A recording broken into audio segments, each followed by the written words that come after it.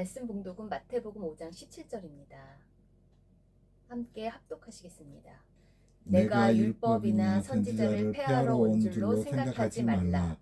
폐하러 온 것이 아니요 완전하게 하려 함이라. 아멘. 말씀 제목은 회개의 천국법입니다. 예수님은 완전한 복음이시며 구약의 율법을 완전하게 성취하려고 오셨습니다. 오늘 본문 내가 율법이나 선지자를 폐하러 온 줄로 생각하지 말라. 폐하러 온 것이 아니요 완전하게 하려 함이라. 요한복음 1장 17절에 율법은 모세로 말미암아 주어진 것이요 은혜와 진리는 예수 그리스도로 말미암아 온 것이라고 말씀합니다. 마태복음 5장 서론부에는 산상수훈에 대해서 팔복에 대해서 전하고 있습니다. 그리고 본론부가 바로 천국법에 대해서 천국의 규범에 대해서 5장 17절부터 7장 20절로 천국 규범에 대해서 말씀하고 있습니다. 그리고 하나님 나라의 결론부, 하나님의 뜻을 따르는 것에 대해서는 마태복음 7장 21절에서 27절까지 선포하고 있습니다. 예수님은 이 땅에 왜 오셨습니까?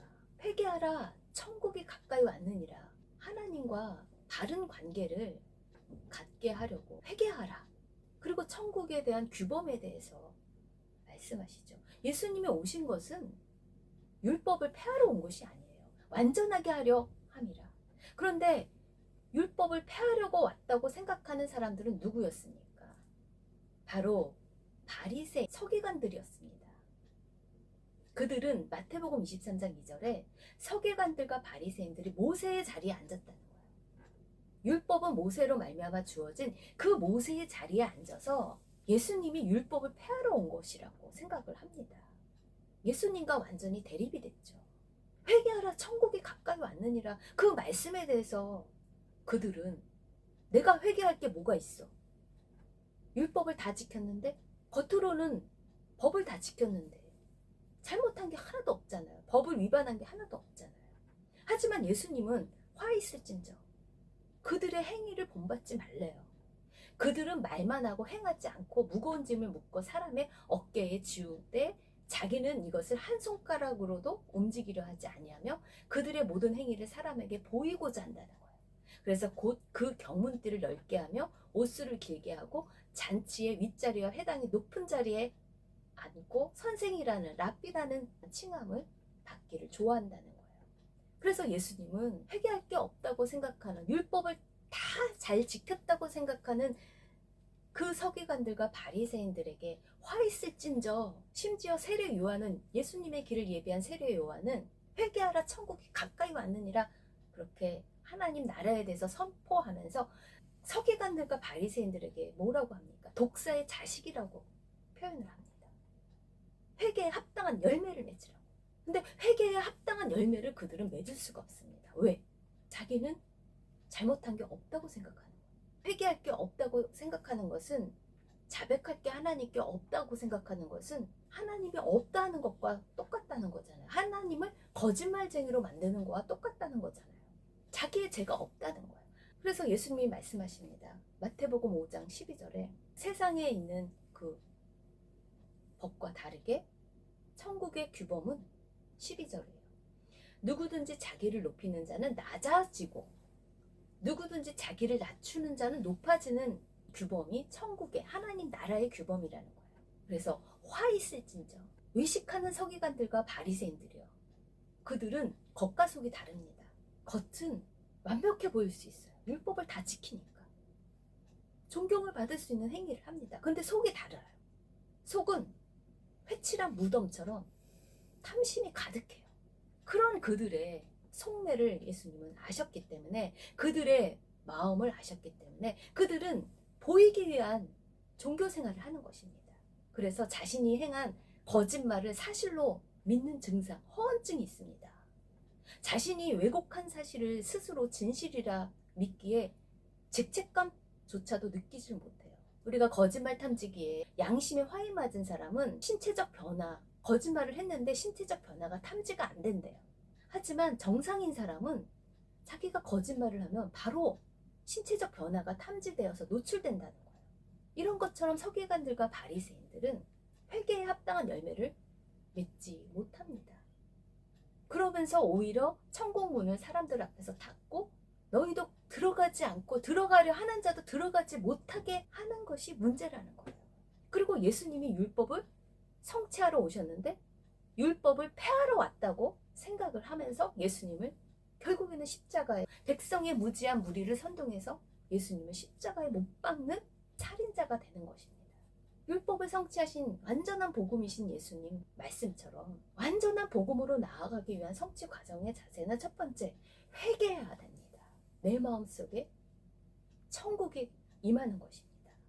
그래서 하나님과의 바른 관계, 죄 가운데 출생한 우리는 하나님께 용서받을 죄인입니다. 누구든 피해자든 가해자든 누구든 용서받을 죄인입니다. 하지만 우리가 하나님 앞에서 바른 관계를 맺고자 그 피해자가 가해자에 대한 그 미움조차도 억울함조차도 하나님께 토스하는 것입니다. 그것이 바로 율법을 성취하러 오신 그 예수님을 믿는 믿음입니다. 왜? 나도 용서받은 죄인이기에 내가 피해를 받았지만 그 복수의 칼을 내려놓고 하나님과 올바른 관계를 위해서 우리에게 죄 지은 자를 용서한 같이 용서할 수밖에 없는 죄인이라는 거예요.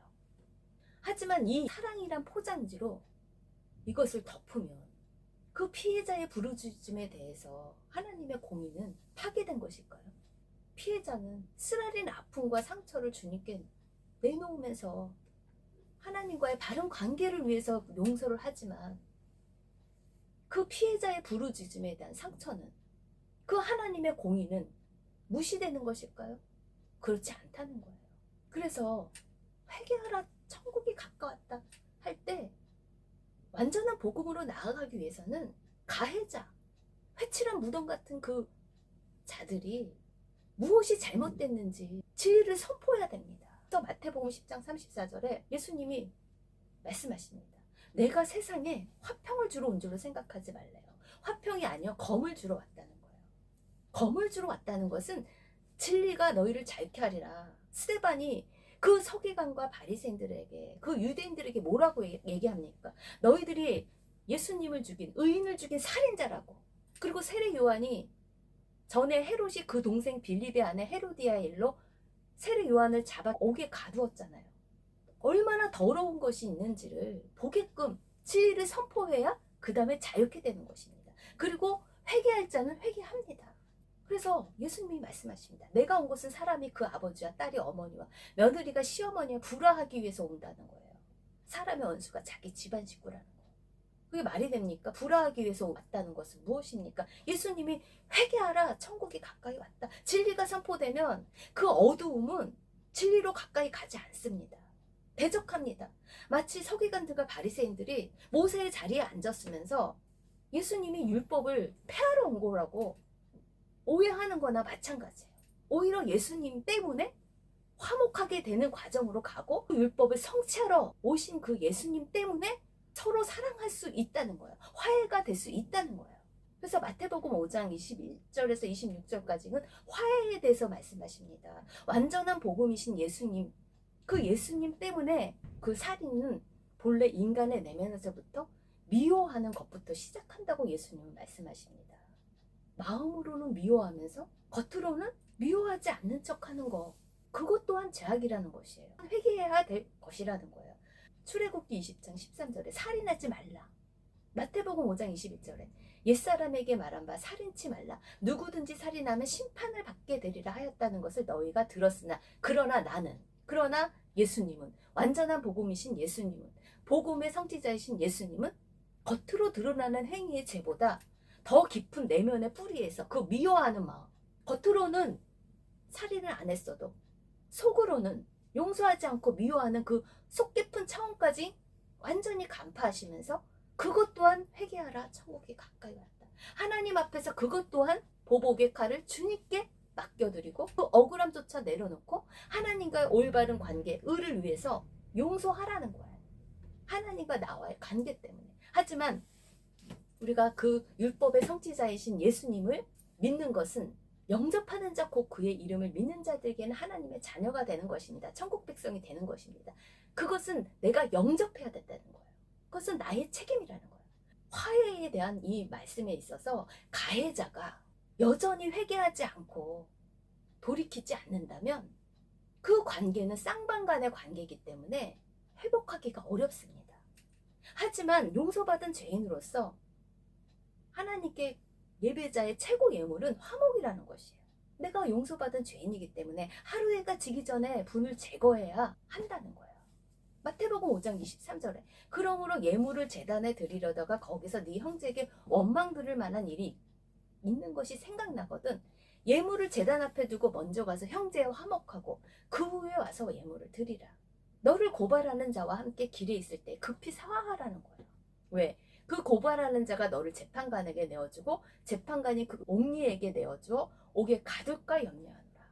이렇게 온전한 예배자로 최고의 예물을 드릴 그 화해의 손을 내밀 그 이유는 바로 예수님의 천국법, 마음의 미움까지도 살인이라고 하시는 그 말씀 앞에서 1:1 하나님 앞에서 먼저 용서받은 죄인으로 회개를 먼저 하고 아무리 피해를 받았어도 가해자가 변하지 않더라도 하나님과의 관계 속에서 화목하게 하는 예물을 하나님께 드리는 것이 가장 귀한 최고의 예물이라는 것이에요. 그 가해자가 대부분은 힘 있는 사람입니다. 그 자가 변하지 않더라도 그것은 그 사람의 몫인 것입니다. 그것까지도 억울해하면 피해자는 더 많은 상처를 받게 된다는 것이에요. 그 피해자의 상처가 가중이 된다는 거예요. 그렇지만 대다수의 힘 있는 가해자는 자기 행동을 돌이키지 못한다는 것이에요. 대부분이. 이 서기관들과 바리새인들이 모세의 자리에 앉았는데 자기는 회개할 게 없다고 하는 자들인데 그 들보가 벗겨집니까?